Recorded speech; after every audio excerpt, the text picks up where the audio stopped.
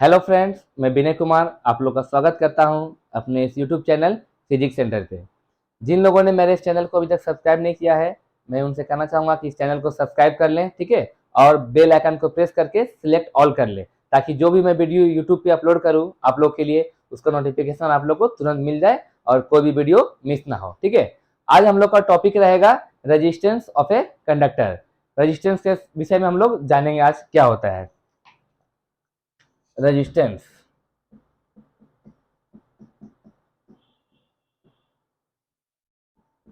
Resistance, ठीक है। जैसा कि हम लोग जानते हैं कि किसी भी कंडक्टर में जब इलेक्ट्रॉन का फ्लो होता है तो उस कंडक्टर में करंट जनरेट होता है, ठीक है। तो हर एक मटेरियल का एक प्रॉपर्टी होता है जिसके वजह से क्या करता है, वो उस कंडक्टर में इलेक्ट्रॉन के फ्लो में रुकावट उत्पन्न करता है, ठीक है। तो इलेक्ट्रॉन के फ्लो में रुकावट उत्पन्न होने का मतलब क्या हुआ कि करंट का भी फ्लो में रुकावट उत्पन्न होगा। तो उस पर्टिकुलर प्रॉपर्टी जिसके वजह से करंट के फ्लो में रुकावट पैदा होता है कंडक्टर में, उस प्रॉपर्टी को हम लोग उस कंडक्टर का रेजिस्टेंस कहते हैं, ठीक है। इस रेजिस्टेंस को हम लोग कैपिटल आर से डिनोट करते हैं। इस रेजिस्टेंस को हम लोग कैपिटल आर से डिनोट करते हैं। इस रेजिस्टेंस का एसआई यूनिट होता है ओम। एसआई यूनिट होता है इस रेजिस्टेंस का ओम, ठीक है। ओम ओम को हम लोग ओमेगा से डिनोट करते हैं, ठीक है, रेजिस्टेंस को। ये हो गया। रेजिस्टेंस का हम लोग का सर्किट सिंबल कैसा होता है वो भी मैं आप लोग को दिखा देता हूं।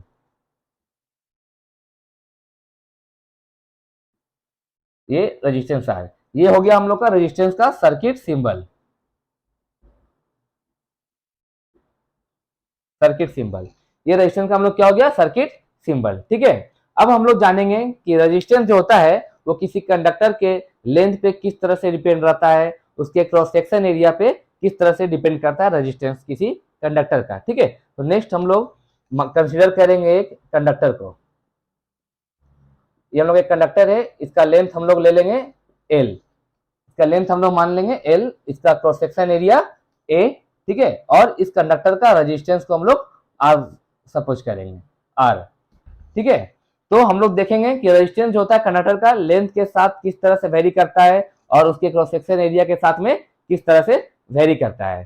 तो सपोज करेंगे पहला कंडीशन हम लोग कि अगर हम लोग कंडक्टर का क्रॉस सेक्शन एरिया को फिक्स कर दें और टेम्परेचर को भी कंडक्टर के टेम्परेचर और उसके लेंथ को फिक्स कर दें, तो जो कंडक्टर का लेंथ होगा वो रेजिस्टेंस के साथ में डायरेक्टली प्रोपोर्शनल होगा, ठीक है। मतलब अगर हम लोग क्रॉस सेक्शन एरिया ए और टेम्परेचर को फिक्स कर दें तो उस कंडक्टर का जो रेजिस्टेंस आर होगा वो डायरेक्टली प्रोपोर्शनल होगा कंडक्टर के लेंथ के साथ में, ठीक है। यहां से हम लोग को पहला इक्वेशन मिलेगा, R directly proportional with the length of the conductor, okay. Next हम लोग कंडीशन करेंगे क्रॉस सेक्शन एरिया के साथ में किस तरह डिपेंड करेगा। तो इस केस में हम लोग क्या करेंगे, इस बार लेंथ को फिक्स करेंगे, लेंथ को कांस्टेंट रखेंगे और टेम्परेचर को कांस्टेंट रखेंगे। तो जो कंडक्टर का रेजिस्टेंस होगा वो क्रॉस सेक्शन एरिया के इनवर्सली प्रोपोर्शनल होगा, ठीक है। ए मतलब क्रॉस सेक्शन एरिया के इनवर्सली प्रोपोर्शनल होगा उस कंडक्टर का रेजिस्टेंस, ठीक है। दोनों इक्वेशन को हम लोग कंबाइन करके देखते हैं क्या आता है हम लोग को।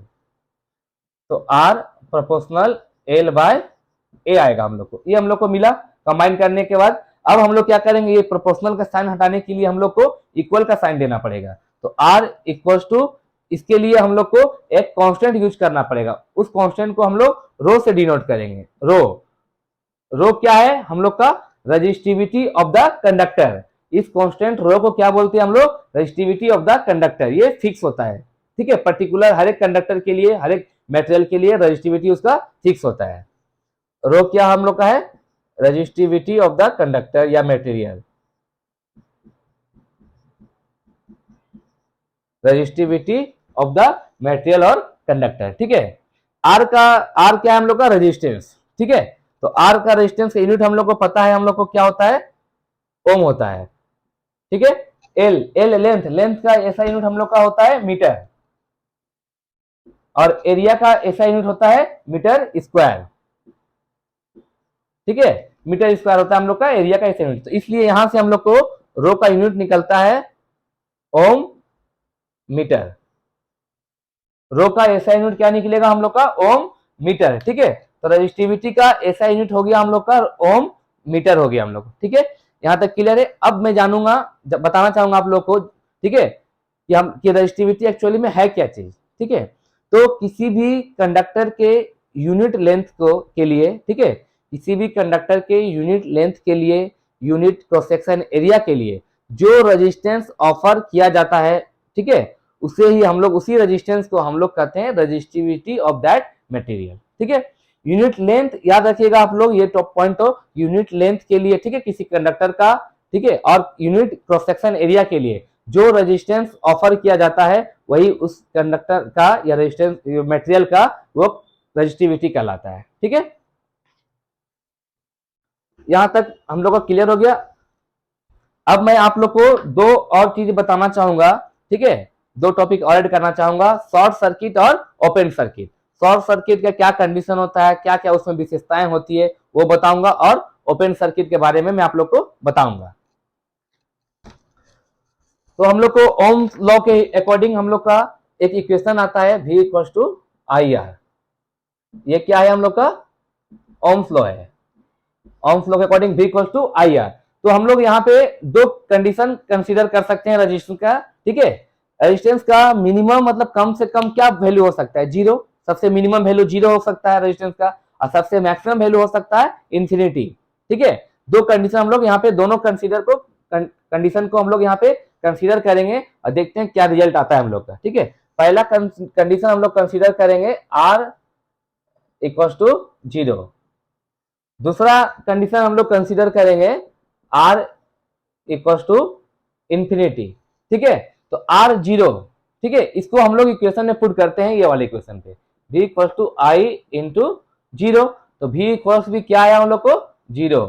मतलब हम लोग जब रेजिस्टेंस को जीरो करेंगे तो उस सर्किट में हम लोग को वोल्टेज भी कितना मिलेगा, जीरो मिलेगा। तो ये कंडीशन हो गया हम लोग का पहला वाला, ये इसको कहेंगे हम लोग शॉर्ट सर्किट, ठीक है।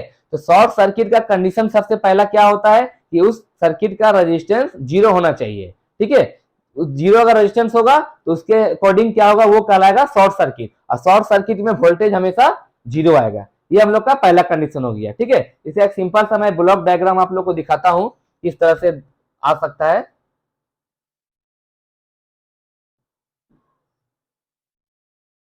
ये हम लोग का सिंपल सा शॉर्ट सर्किट का एक डायग्राम है, शॉर्ट सर्किट, ठीक है। शॉर्ट सर्किट में क्या होगा, रेजिस्टेंस जीरो, वोल्टेज भी जीरो, लेकिन करंट कुछ भी हो सकता है। ये हम लोग का शॉर्ट सर्किट का एग्जांपल हो गया, ठीक है। तो याद रखिएगा शॉर्ट सर्किट का मेन फीचर क्या होगा कि उसका रेजिस्टेंस जीरो होना चाहिए, ठीक है।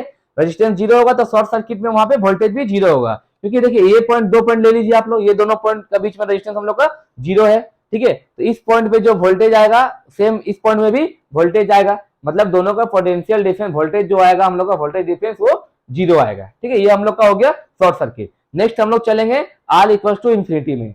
आर इक्वल टू जब इन्फिनाइट होता है तो उस सर्किट को हम लोग कहते हैं ओपन सर्किट, ठीक है, ओपन सर्किट, ओपन सर्किट। अगर आर इन्फिनाइट हम लोग इस इक्वेशन में बैठाएंगे तो क्या आएगा हम लोग का, v equal to I into infinite. तो i इक्वल टू क्या आएगा, v बाय इन्फिनाइट, मतलब i का वैल्यू भी आएगा जीरो, ठीक है। शॉर्ट सर्किट में हुआ था हम लोग का वोल्टेज जीरो हुआ था, करंट कुछ भी हो सकता है वैल्यू, ठीक है। यहाँ पे हम लोग का क्या होगा, करंट हम लोग का जो आई है वो कुछ भी हो सकता है, शॉर्ट सर्किट में वोल्टेज जीरो था, लेकिन यहाँ पे क्या है हम लोग का आएगा, करंट इस बार जीरो आएगा ओपन सर्किट में, ठीक है। तो ओपन सर्किट का एक सिंपल सा मैं डायग्राम आप लोगों को बता देता हूं इस तरह से, I equal to zero, R equal to infinite, ठीक है। तो इस केस में क्या हम लोग देख रहे हैं कि आर जब इन्फिनिटी होगा किसी सर्किट में तो उस सर्किट से होकर करंट फ्लो नहीं कर सकता है। तो ये पॉइंट आप लोग हमेशा याद रखिएगा कि जब भी किसी सर्किट का रेजिस्टेंस इन्फिनाइट रहेगा तो उसको हम लोग कहेंगे ओपन सर्किट, और ओपन सर्किट से कोई भी करंट फ्लो नहीं होता है, मतलब करंट का अमाउंट जीरो रहेगा, ठीक है, ओपन सर्किट में। तो ये दो पॉइंट उम्मीद करता हूं आप लोग को शॉर्ट सर्किट और ओपन सर्किट क्लियर हो गया होगा अच्छे से। अब हम लोग नेक्स्ट क्लास में नेक्स्ट टॉपिक स्टार्ट करेंगे, ठीक है, जो भी होगा नेक्स्ट क्लास में हम लोग स्टार्ट करेंगे। तो यहां तक मैं वीडियो खत्म करता हूं आप लोग का, और आप लोग को फिर से एक बार रिक्वेस्ट करता हूं कि जो भी लोग मेरे वीडियो को देख रहे हैं और अगर उनको मेरा वीडियो अच्छा लग रहा हो तो प्लीज शेयर और सब्सक्राइब करें अधिक से अधिक, ताकि अधिक से अधिक लोगों को मेरा इस वीडियो का लाभ मिल सके। जय हिंद, वंदे मातरम।